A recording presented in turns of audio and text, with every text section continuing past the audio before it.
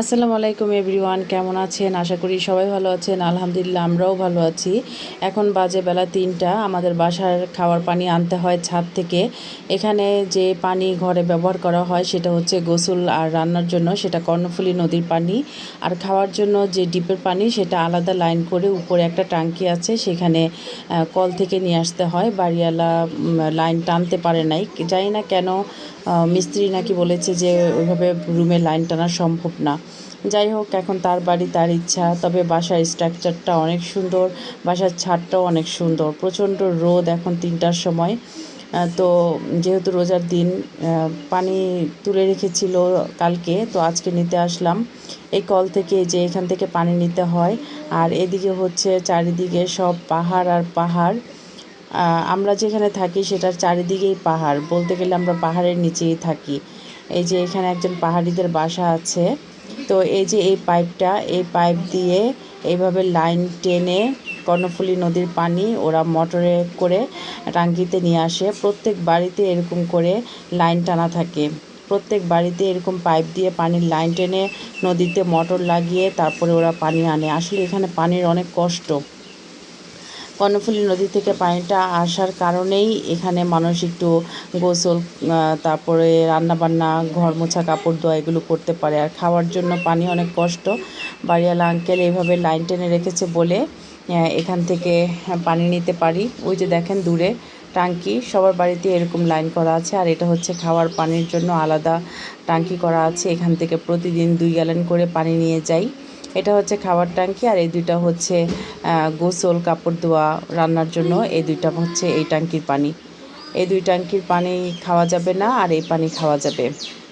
তো এই যে দূরে দেখা যাচ্ছে পাহাড়, এটা অনেক উঁচু পাহাড়। ভিডিওতে বোঝা যাচ্ছে কিনা জানি না। এটা অনেক উঁচু। এটার পিছনেও আরেকটা পাহাড় আছে। এটার সামনে পাহাড়, ডাইনে পাহাড়, বাঁয়ে পাহাড়। এই পাহাড়গুলো অনেক উঁচু উঁচু। এই যে এইটাও অনেক উঁচু একটা পাহাড়। এটার কাছ দিয়ে গেলে আমার ভয় লাগে। মানে খুবই ভয়ঙ্কর একটা পাহাড় আমার কাছে মনে হয়, তাই আমি ওইখানে যাই না। একদিনই গিয়েছিলাম, আর যাই নাই। আমার পানি ভরা শেষ, এখন আমি নিয়ে যাচ্ছি পানি বাসায়। দেখেন পানিটা কেমন আয়রনে লাল হয়ে আছে। এর জন্য আমি এই ট্যাঙ্কির পানি খাই না। আমি সব সময় পাশের বাসার চাপকল থেকে পানি আনি। আজকে যাই না, তাই এইখান থেকে নিলাম। আর এটা হচ্ছে আতা ফলের বিচি। নুসেবার বাবা আতা ফল খেয়ে বিচি এখানে শুকাইছে, বলে যে বাড়ির আশেপাশে যেই মাটি আছে সেখানে ফেলে দিব, হলে হলো, না হলে নাই। আর হইলে যদি ভবিষ্যতে কখনো এই গাছ থেকে একটাও আতা ফল হয়, সেটা যদি কেউ খায় সেটার সোয়াব আমি পাবো, এই আশা করেই ও বিচিগুলো শুকাইছে লাগানোর জন্য।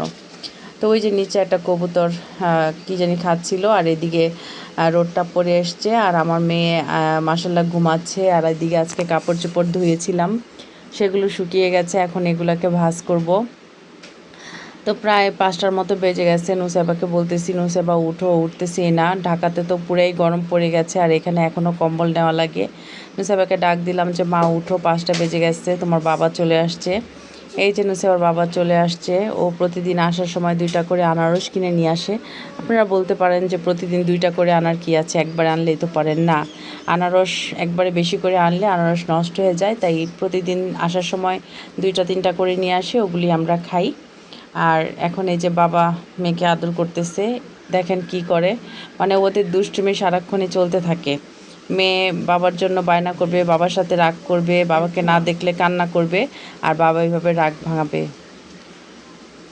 তো ওদের এগুলো দেখতে দেখতে বললাম যে তোমরা দুষ্টামি করো, আমি এখন বিকেলে নুসাইবার জন্য একটু নাস্তা বানিয়ে নিয়ে আসি। নুসাইবাকে চিন্তা করলাম কি দিব, তাই ওর জন্য আজকে একটু নুডলস রান্না করলাম।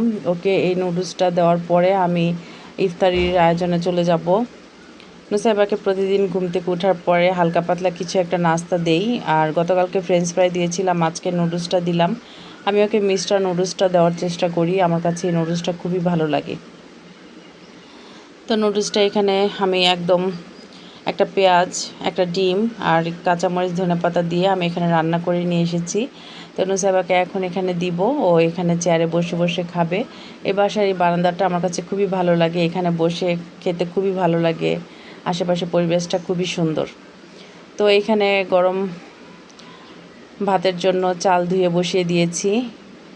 এইখানে আমরা আজকে ইফতারিতে ভাত খাবো, ভাজা পোড়া সপ্তাহে একদিন খাই। আর এখানে হচ্ছে ট্যাংরা মাছের তরকারি, দেশি নদীর ট্যাংরা মাছ, টমেটো আলু দিয়ে ঝোল রান্না করেছি। আর এখানে হচ্ছে নুসেবার বাবার জন্য সুরমা মাছ। সুরমা মাছটা আজকে টমেটো দিয়ে আমি ভুনা করেছি, একটু রসা রসা করে ভুনা করেছি। ওর বাবা একদম ভুনা খেতে পারে না, তো মাছটা কাটি নাই, যেহেতু সাইজটা ঠিকই আছে, এটা একজনই খেতে পারবে, তাই মাছটা কাটি নাই, কাটলে বেশি ছোট হয়ে যাবে। তো আর ওইখানে আছে হচ্ছে ভেন্ডি ভাজি। আজকে বাজার থেকে ভেন্ডি এনেছে, 80 টাকা কেজি ভেন্ডি, আধা কেজি 40 টাকা করে এনেছে। আর এটা হচ্ছে সিমের লাড়া, যেটা আমাদের নরসিংদীতে বলে, অথবা সিমের ভর্তাও বলতে পারেন। এটা খুবই মজা লাগে। আর দেশি গাছের যেই চালের সিম, সেগুলো দিয়ে এটা করলে খুবই ভালো লাগে। আর এটা চালের সিমই ছিল। আর দেখেন আমার বুড়ি উঠে নুডলসটা খেয়ে এখন এখানে বসে আছে, ওই যে নেটের লাইট অফ জ্বলে নিবে সেটাও দেখে। আর এদিকে এসে দেখলাম নুসেবার বাবা বারান্দায় বসে বসে মোবাইল টিপছে। ও আসরের নামাজ পড়ে এখানে বসেছিল। একদম সন্ধ্যা ঘনিয়ে আসছে, আর কিছুক্ষণ পরেই ইফতারির জন্য আমরা রেডি হব।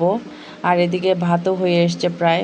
চালটা অনেক ভালো, ভাতটা বলক হলেই চলে আসে, আর ভাতটা অনেক চিকন হয়। এখানে সহজেই চাল পাওয়া যায় না, অনেক খোঁজাখুঁজির পরে এই চালটা পেলাম। আর এই যে আনারস, আজকে আনারসটা ইফতারি পরে কাটবো, যেহেতু ভাত খাবে তাই পরে একদম 9টা 10টার দিকে আনারস খাবো। এই জন্য আনারসটা আর এখন কাটবো না, আনারসগুলো খুবই মিষ্টি। আর এখানে একটা মাছ আমি সমস্ত ময় মশলা দিয়ে এখানে ম্যারিনেট করে রেখেছিলাম সকালবেলা। এটাকে আমি একদম ইফতারির আগে গরম গরম ভেজে নিব আমার জন্য।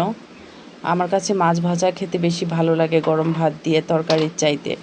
এটাকে সব কিছু দিয়ে মেখে আমি রেখেছি, এখন একটু লেবুর রস দিয়ে মাখিয়ে নিচ্ছি। মাখিয়ে নিয়ে এখন আমি এটাকে গরম তেলে ভাজবো। আপনারা কে কে সুরমা মাছটা ফ্রাই খান সেটা বলবেন, কেমন লাগে আপনাদের কাছে। এখন নুসেবা এখানে এসে পড়াশোনা করছে। ও একটু পরপর দুষ্টামি করে আর একটু পরপর পড়াশোনা করে। তো এখন আবার রান্নাঘরে চলে যাব। আসলে ইফতারির আগে সবারই রান্নাঘরে অনেক কাজ থাকে, বিশেষ করে আমাদের মেয়েদের ইফতারির আগে দম ফেলানোর টাইম থাকে না। প্রত্যেকটা মেয়েই দুপুর 3টার পর থেকে রান্নাবান্না শুরু করে। আর তারপর হচ্ছে বিকেলে 4টা 4:30 পর থেকে ইফতারির আয়োজন চলতে থাকে। আসলে রোজার দিনে ইফতারির টাইমটাই বেশি কাজ করা হয়। এই সময় আসলে কোনো টাইম থাকে না বললেই চলে। যাই হোক, এখন মাছটা গরম তেলে দিব। গরম তেলে দিয়ে মাছটা ভাজি করে তারপরে আমি অন্য কাজে যাব।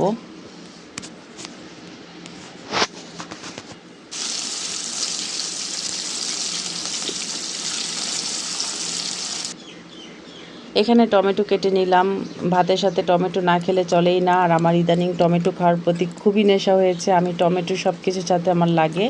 আর খেজুর ধুয়ে নিলাম এখানে। আর এদিকে আমার মাছটা ভাজি হয়ে গেছে, মাছটা একদম মচমচা করে ভাজি করে ফেললাম। এই মাছ ভাজি গরম ভাতের সাথে খেতে খুবই ভালো লাগে। আর আমি এখন টেবিল সাজাবো, তাই এখানে আমি সুরমা মাছটা বেড়ে নিচ্ছি নুসেবার বাবার জন্য। যেহেতু আমরা ঢাকা থেকে ডাইনিং টেবিল আনি নাই, আমাদের ছোট্ট একটা পড়ার টেবিল ছিল, ওইটাতেই দুইজনে বসে খাই। আর আম্মা পাশে নামাজ পড়ে তারপরে পাশের ঘরে আম্মা ইফতার করে। আম্মা ইফতারের সময় আগে খেজুর শরবত খেয়ে নামাজ পড়ে নেয়, তারপর আম্মা ইফতার করে। এই যে মাছটা নিয়ে আসলাম, মাছটা দেখুন কত সুন্দর হয়েছে দেখতে। আর সামুদ্রিক মাছগুলো ফ্রাই খেতেই বেশি ভালো লাগে। ঘোড়া ঘোড়া ঘুমায় দাঁড়িয়ে জানি, এরকম মাথার উপরে উঠা পড়ে নিচে নামো। উমো তো ওদের বাবা মেয়ের পড়াশোনা শুনে এখানে আমি চিংড়ি মাছের বড়া করেছিলাম। সেই চিংড়ি মাছের বড়া আমি এখানে বেড়ে নিয়ে আসলাম। এখানে ভেন্ডি ভাজি, সিমের ভর্তা, সুরমা মাছ ভাজা, সব কিছুই নিয়ে এসেছি। আলহামদুলিল্লাহ, আল্লাহর কাছে লাখ লাখ শুক্রিয়া। নুসেবার বাবা হাত ধুয়ে নিচ্ছে, কারণ ইফতারির টাইম হয়ে যাচ্ছে। অজু করে একবারে বসে পড়বে, কারণ ইফতার করে ওর সাথে সাথে নামাজ পড়বে। আমিও ইফতার করে সাথে সাথে নামাজ পড়ি, কিন্তু আমার আম্মা খেজুর আর শরবত খেয়ে আগে নামাজ পড়ে তারপর ইফতার মানে যা খাওয়ার খায়। তো নুসেবার বাবা বসে আছে, আর আমি এদিকে মনেই নাই কাঁচামরিচের কথা। নুসেবার বাবা সব কিছুতে কাঁচামরিচ খাবে, এটাই আমাদের ঘরের মেন খাবার। সব কিছু শেষ হলেও আমাদের ঘরে কাঁচামরিচ শেষ হয় না। আপনারা কারা কারা খাবারের সাথে কাঁচামরিচ খান অবশ্যই জানাবেন। আসলে এটা খুবই ভালো লাগে, একটু ঝাল না খেলে রোজা রেখে ভালোও লাগে না। তো আমি এখানে পানি ঢেলে নিচ্ছি, যেহেতু ভাত খাবে তাই আর শরবত বানাতে না করলো, কারণ ভাতের সাথে শরবত খেলে গলা বুক জ্বালা করে, এর জন্য।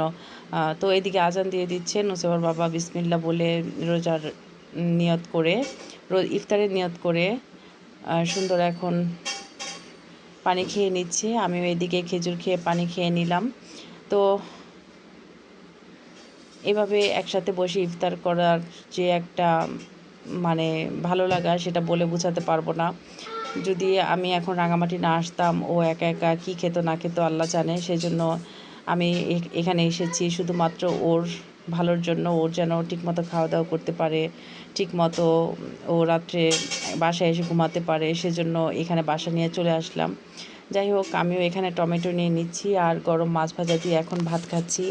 সবাই আমাদের জন্য দোয়া করবেন, আমরাও আপনাদের জন্য দোয়া করি, আল্লাহ আপনাদেরকে ভালো করুক।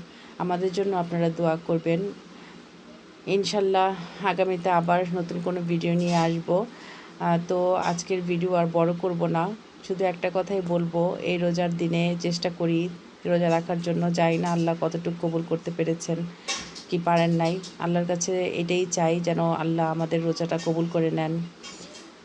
এখন সন্ধ্যা হয়ে এসছে, মাগরিবের নামাজের পর একটু বারান্দায় বসেছি। দেখেন কেমন ঘুটঘুটে অন্ধকার, চারিদিকে একদম নীরব, শুনশান নীরবতা। যাই হোক, একটু পরে তারাবির টাইম হয়ে যাবে, তারাবি পড়বো। আজকের মতো এ পর্যন্তই, আপনাদের কাছ থেকে বিদায় নিচ্ছি। আল্লাহ হাফেজ, ভালো থাকবেন।